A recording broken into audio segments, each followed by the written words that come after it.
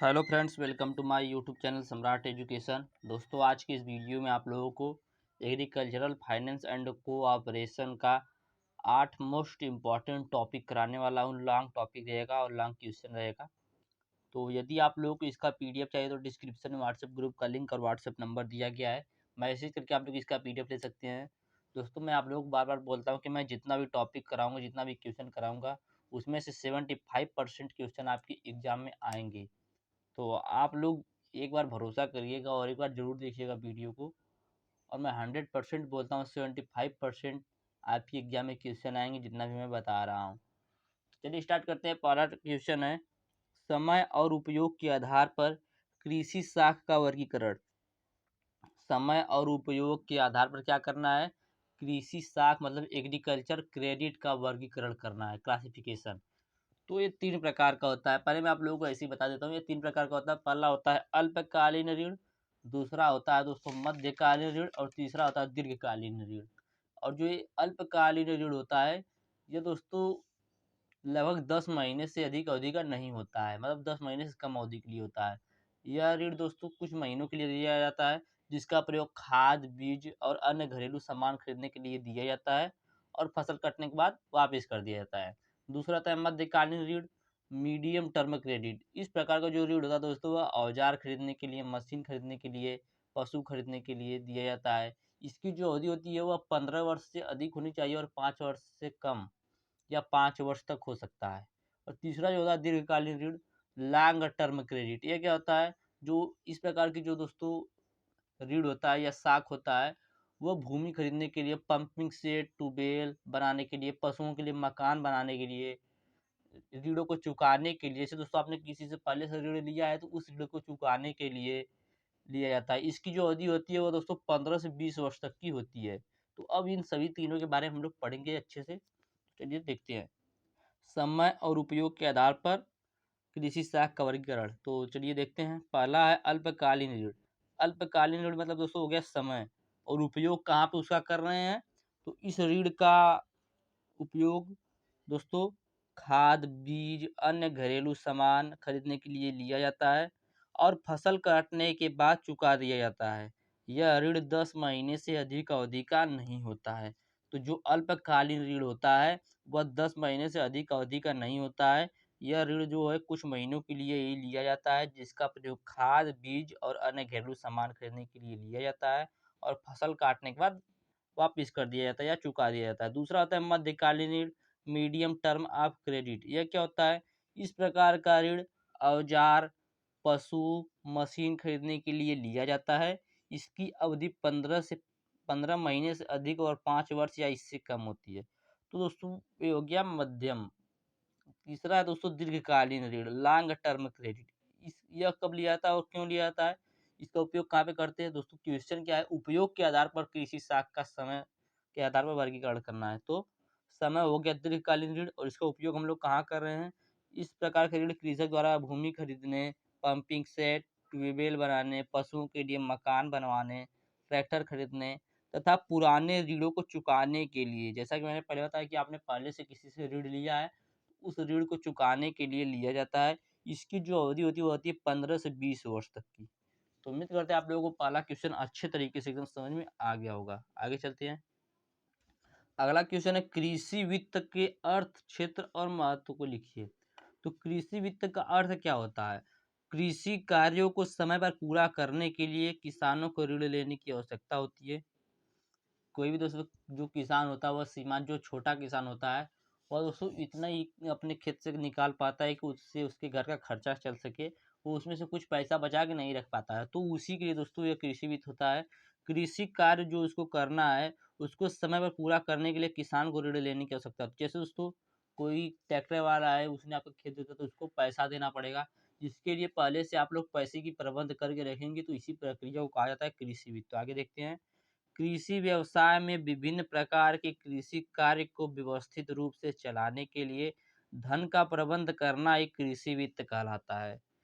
कृषि व्यवसाय में विभिन्न प्रकार के कृषि कार्य, जैसे जुताई हो गया, दोस्तों पानी आपने दिया खेत में उसका हो गया, थ्रेसिंग करवाया उसका हो गया। तो इन सभी कार्यों को व्यवस्थित रूप से चलाने के लिए आप यदि धन का प्रबंध करेंगे तो इसी प्रक्रिया को कृषि वित्त कहा जाता है। अब देखेंगे इसका क्षेत्र कौन-कौन से कहाँ-कहाँ पे कृषि वित्त का प्रयोग होता है। तो इसका उत्पादन के क्षेत्र में होता है, कृषि के क्षेत्र में कृषि वित्त का प्रयोग होता है, विपणन और चारा के क्षेत्र में होता है, कृषि उपज के विपणन के क्षेत्र में होता है, मजदूरी का भुगतान करने के लिए लिया जाता है, किराया और विभिन्न प्रकार के उपभोग और अनुत्पादक उद्देश्य जैसे उत्पादन की वर्तमान गतिविधि के लिए आमतौर पर दोस्तों ऋण की आवश्यकता होती है। तो यह दोस्तों इसका क्षेत्र है, कहाँ-कहाँ पे इसका प्रयोग किया जाता है। तो उत्पादन किसी चीज़ का उत्पादन कर रहे हैं वहाँ पे हम लोग कृषि वित्त ले सकते हैं, कृषि विपणन और चारा में ले सकते हैं, कृषि उपज के विपणन और मजदूरी का भुगतान करने के लिए कर सकते हैं, किराए और विभिन्न प्रकार के उपभोग के लिए कर सकते हैं, अनुत्पादक उद्देश्य जैसे उत्पादन की वर्तमान गतिविधि के लिए आमतौर पर दोस्तों ऋण की आवश्यकता होती है। तो यह हो गया कृषि शाख का क्षेत्र। आगे देखेंगे इसका महत्व। दूसरी जो कृषि वित्त होती है, यह क्या होता है, यह ग्रामीण विकास से संबंधित गतिविधि होती है। तो देखते हैं कृषि वित्त ग्रामीण विकास एवं कृषि संबंधित गतिविधि से जुड़े कार्यों के संपादन से संबंधित ऐसी वित्त व्यवस्था है जो उसके आपूर्ति, थोक वितरण, प्रसंस्करण और विपणन के वित्त पोषण के लिए समर्पित एक विभाग के रूप में जाना जाता है। जैसा कि मैंने आप लोगों को क्षेत्र में बताया कि इसका प्रयोग उत्पादन के लिए करते हैं, कृषि में मजदूर को भुगतान करने के लिए, किराए और विभिन्न प्रकार के उपभोग के लिए करते हैं। तो वही यहाँ पर भी बताया जा रहा है दोस्तों, इसका जो महत्व है उसमें देखेंगे हम लोग कि कृषि वित्त ग्रामीण विकास एवं कृषि संबंधित गतिविधि से जुड़े कार्यों के संपादन से संबंधित एक ऐसी वित्त व्यवस्था है जो उसके आपूर्ति, थोक वितरण, प्रसंस्करण और विपणन के वित्त पोषण के लिए समर्पित एक विभाग के रूप में जाना जाता है। आगे चलते हैं दोस्तों। क्वेश्चन, नाबार्ड की स्थापना, प्रबंध और कार्यों को लिखिए। तो नाबार्ड की स्थापना क्यों हुई थी, कब हुई थी और इसका कार्य क्या है, इसका प्रबंध क्या है, इन तीनों के बारे में देखेंगे इस वाले क्वेश्चन में। तो सबसे पहले नाबार्ड का पूरा नाम जान लेते हैं, एक नंबर में पूछ सकता है। तो नाबार्ड का पूरा नाम होता है national bank for agriculture and rural development. National bank for agricultural and rural development, जिसे हिंदी में कहते हैं राष्ट्रीय ग्रामीण एवं कृषि विकास बैंक। राष्ट्रीय ग्रामीण एवं कृषि विकास बैंक। आप लोग पहले सुन लीजिए कि इसकी स्थापना क्यों हुई थी। तो दोस्तों सन 1981 ईस्वी में एक समिति बनाई गई थी, शिवरामन समिति। इसी की सिफारिश पर 22 जुलाई सन 1982 ईस्वी को नाबार्ड की स्थापना की गई थी। और दोस्तों इस समय बस इसकी स्थापना हुई थी। इसे राष्ट्र सेवा में 5 नवंबर सन 1982 ईस्वी को स्वर्गीय प्रधानमंत्री श्रीमती इंदिरा गांधी जी के द्वारा समर्पित किया गया था। तो देखते हैं नाबार्ड की स्थापना क्यों हुई थी और कब हुई थी। तो नाबार्ड की स्थापना सन 1981 ईस्वी में बनाई गई शिवरामन समिति की सिफारिश के आधार पर 22 जुलाई सन 1982 ईस्वी को की गई थी।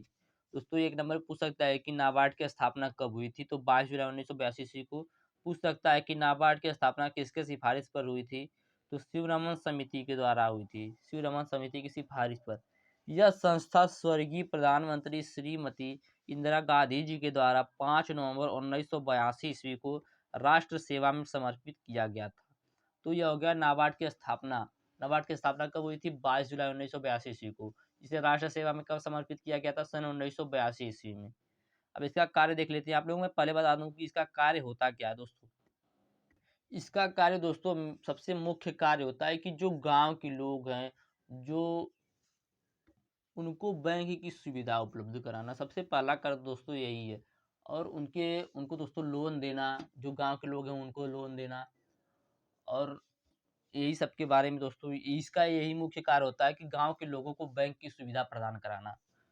तो चलिए देखते हैं इसका कार्य। एक विकास बैंक के रूप में नाबार्ड को समन्वित ग्रामीण विकास के संवर्धन और ग्रामीण क्षेत्रों में समृद्धि हासिल करने के लिए लघु उद्योगों, दोस्तों तो जो लघु उद्योग वाले हैं उनको ऋण देना, कृषि, कुटीर एवं ग्रामोद्योगों, हस्तशिल्प और ग्रामीण क्षेत्रों में अन्य आर्थिक गतिविधियों के संवर्धन और विकास हेतु ऋण और अन्य सुविधाएं उपलब्ध कराना एवं उनका विनिमय करने का अधिदेश दिया गया है। किसको दोस्तों, नाबार्ड को।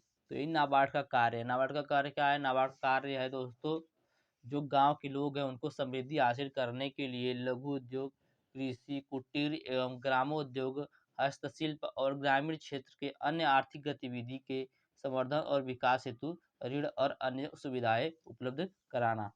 तो यही नाबार्ड के कार्य हैं। आगे चलते हैं, देखेंगे नाबार्ड के प्रबंध। तो नाबार्ड ने दोस्तों सन 2020-21 के दौरान अल्पावधि और दीर्घावधि वित्त पोषण के लिए बैंकों को दोस्तों 1,30,964 और 92,786 करोड़ रुपए वितरित किए। तो यही नाबार्ड के प्रबंध हैं। अब देखेंगे सहकारिता के अर्थ, महत्व और सिद्धांत। सहकारिता का शाब्दिक अर्थ क्या होता है दोस्तों? आपस में मिलजुल कर कार्य करना। यदि आपसे पूछ दिया सहकारिता का अर्थ क्या होता है, तो सहकारिता का शाब्दिक अर्थ होता है मिलजुल कर कार्य करना। जब दो लोग आपस में मिलजुल कर बिना किसी स्वार्थ के काम करते हैं जिससे दोनों को लाभ होता है, तो उसी को कहा जाता है सहकारिता। चलिए देखते हैं, सहकारिता का शाब्दिक अर्थ होता है मिलजुल कर कार्य करने से। वर्तमान समय में सहकारिता का आशय व्यावसायिक संगठन के रूप में किया जाता है, जिसमें लोग अपने स्वार्थ की भावना को छोड़कर आर्थिक हित की उन्नति के लिए प्रयास करते हैं। तो दोस्तों यही है सहकारिता। अब देखेंगे सहकारिता का महत्व और सिद्धांत।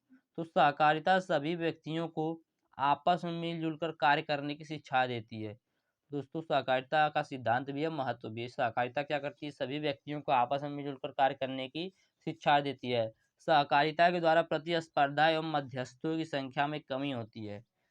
सहकारिता सभी लोगों में आत्मविश्वास एवं स्वयं सेवा की भावना उत्पन्न करती है, जिसमें सामाजिक विषमता की कमी होती है या सामाजिक विषमता खत्म होती है। तो यही थे सिद्धांत दोस्तों किसके? सहकारिता के और महत्व। सहकारिता क्या होता है? सहकारिता का शाब्दिक अर्थ होता है आपस में मिलजुल कर कार्य करना। वर्तमान समय यदि सहकारिता की बात करें तो वर्तमान समय में सहकारिता का आशय है व्यावसायिक संगठन के रूप में किया जाता है, जिसमें लोग अपने स्वार्थ की भावना को छोड़कर आर्थिक हित की उन्नति के लिए प्रयास करते हैं। इसका महत्व क्या है? सहकारिता सभी व्यक्ति को आपस में मिलकर कार्य करने की शिक्षा देती है। सहकारिता के द्वारा प्रतिस्पर्धा एवं मध्यस्थों की संख्या में कमी होती है। सहकारिता सभी लोग में आत्मविश्वास एवं स्वयं सेवा की भावना उत्पन्न करती है, जिससे सामाजिक विषमता कम होती है। आगे चलते हैं, नेफेड। नेफेड दोस्तों बहुत एग्जाम में बार बार पूछता है। नेफेड दोस्तों क्या होती है? नेफेड भी एक संस्था है। तो सबसे पहले इसका पूरा नाम देख लेते हैं नेफेड का। तो नेफेड का पूरा नाम होता है national agriculture cooperative marketing federation of India. NAFED का पूरा नाम क्या है? National agriculture cooperative marketing federation of India. तो नाबार्ड जो होती है दोस्तों, यह एक संस्था है जिसकी स्थापना कब हुई थी? गांधी जयंती के दिन हुई थी, 2 अक्टूबर 1958 को। नेफेड की स्थापना क्यों की गई थी? क्योंकि कृषि उत्पादों के लिए सहकारी विपणन को बढ़ाने के लिए की गई थी, जिससे किसानों को लाभ मिले। चलिए देखते हैं नेफेड। नेफेड का पूरा नाम है national agriculture cooperative marketing federation of India. यह एक सहकारी संस्था है जिसकी स्थापना गांधी जयंती के पावन अवसर पर 2 अक्टूबर सन 1958 ईस्वी को की गई थी। नेफेड की स्थापना कृषि उत्पादों के सहकारी विपणन को बढ़ाने के लिए की गई थी, ताकि किसानों को लाभ मिल सके। तो दोस्तों नेफेड एग्जाम में पूछ सकता है, एक नंबर में बार बार पूछता है, तो आप लोग इसको जरूर याद रखिएगा। जो नेफेड की स्थापना हुआ गांधी जयंती के दिन हुई थी, 2 अक्टूबर सन 1958 ईस्वी को। नेफेड सहकारी विपणन को बढ़ाने के लिए की गई थी, ताकि किसानों को लाभ मिल सके। आगे देखेंगे दोस्तों, बैंकों के राष्ट्रीयकरण के क्या उद्देश्य थे? बैंक का राष्ट्रीयकरण क्यों किया गया था? तो दोस्तों बैंक का राष्ट्रीयकरण भी इसीलिए किया गया था क्योंकि जो गांव के कमजोर वर्ग के लोग हैं और अन्य जो लोग हैं, उनको बैंक की सुविधा प्रदान करना, उनको ऋण प्रदान करना। तो यही सब दोस्तों बैंक का राष्ट्रीयकरण का मुख्य उद्देश्य था। तो चलिए देखते हैं, इसका मुख्य उद्देश्य यही था कि बैंकिंग प्रणाली देश के आर्थिक विकास मूलक कार्यों में सक्रिय सहयोग प्रदान करके बैंकिंग सेवाओं एवं सुविधाओं का लाभ समाज के कमजोर वर्गों सहित अन्य सभी क्षेत्रों को पहुंचाने में अहम भूमिका अदा करे। तो यही वाणिज्यिक बैंक का राष्ट्रीयकरण का मुख्य उद्देश्य था। यदि आपसे पूछ जाए तो क्या बताएंगे कि इसका मुख्य उद्देश्य यही था कि बैंकिंग प्रणाली देश के आर्थिक विकास मूलक कार्य में सक्रिय सहयोग प्रदान करके बैंकिंग सेवाओं एवं सुविधाओं का लाभ समाज के कमजोर वर्गों सहित अन्य सभी क्षेत्रों में पहुंचाने में पहुंचाने के लिए किया गया था। तो यही दोस्तों वाणिज्यिक बैंकों के राष्ट्रीयकरण का मुख्य उद्देश्य था। आगे चलते हैं दोस्तों। क्वेश्चन, व्यावसायिक बैंकों के क्या कार्य हैं?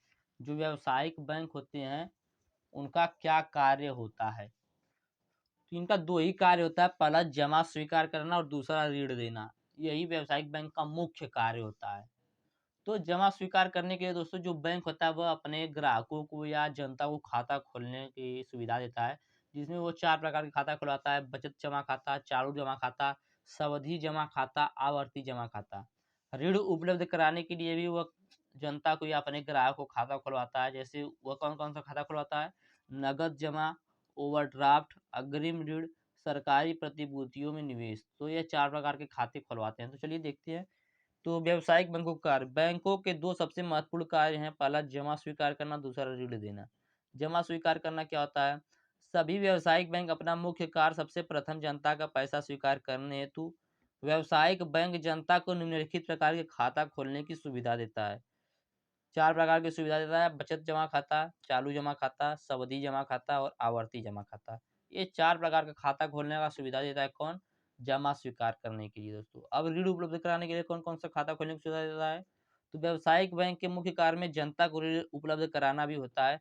इसके लिए व्यावसायिक बैंक के द्वारा निम्नलिखित तरीके से उचित ब्याज दरों पर जनता को ऋण प्रदान किया जाता है, जैसे नगद जमा, ओवरड्राफ्ट, अग्रिम ऋण, सरकारी प्रतिभूतियों में निवेश, जो कि मैं पहले बता चुका था। तो दोस्तों यही थे कुल आपके 8 क्वेश्चन जो कि मैंने आप लोग बताए। तो उम्मीद करते हैं मैंने जितना भी बताया आप लोगों को समझ में आया होगा। यदि वीडियो अच्छा लगा तो वीडियो को लाइक कर दीजिएगा, चैनल को सब्सक्राइब कर दीजिएगा और अपने दोस्त को जरूर शेयर कर दीजिएगा दोस्तों। मैं आप लोगों को बार बार बोलता हूँ, मैं जितना बताता हूँ आप लोग सिर्फ उतना पढ़ लीजिए। आप लोगों का एग्जाम अच्छा नहीं जाएगा तो आप लोग बताइएगा। ठीक है दोस्तों, आज के लिए इतना ही। मिलते हैं अगले वीडियो में। धन्यवाद। जय हिंद।